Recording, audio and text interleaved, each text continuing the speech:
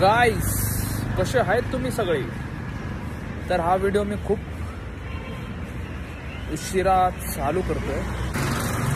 तर मी आलो होतो वॉक करण्यासाठी जेवण करून.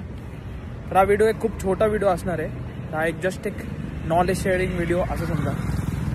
तर आज दिवसभर तर मी काही केलं नव्हतं. तर आज जसं मी मागच्या व्हिडिओमध्ये जसं तुम्हाला बोललो होतो की आज मी पुण्याला जाणार होतो, तर मी पुण्याला जाऊन आलो आहे घरच्यांसोबत. तर एवढं काही मला व्हिडिओ शूट करायला टाईम नाही मिळाला. तर आता मी जस्ट जेवण वगैरे केलं आणि आलो म्हटलं वॉक करायला. तर म्हटलं एक व्हिडिओ शूट करू तुमच्यासाठी. तर बरेच माझे मित्रही मला विचारत होते की प्रोटीन का घेतलं पाहिजे आणि क्रेटीन का घेतलं पाहिजे, किंवा प्रोटीन आणि क्रेटीन एकच असतं.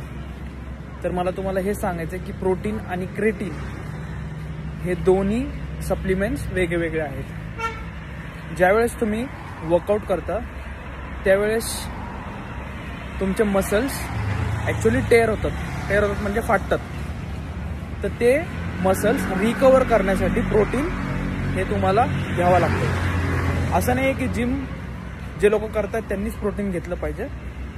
प्रोटीन हे कोणीही घेऊ शकतं.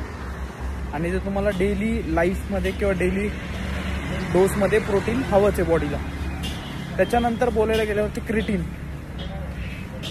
क्रेटीन हा सप्लिमेंट तुमची स्ट्रेंथ वाढवण्यासाठी, तुमचे ॲथलेटिक परफॉर्मन्स वाढवण्यासाठी किंवा तुमच्या बॉडीमध्ये थोडं वॉटर इनटेक वाढवण्यासाठी क्रेटीन हा सप्लिमेंट असतो. आणि क्रेटीन हा by the way brain functionality खूप भारी सप्लिमेंट आहे.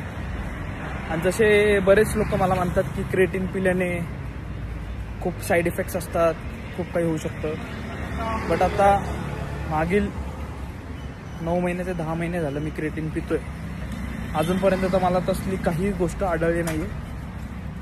तर सांगायचं एवढंच होतं की क्रेटीन आणि प्रोटीन हे दोन्ही सप्लिमेंट्स वेगळे असतात, एक नसतात.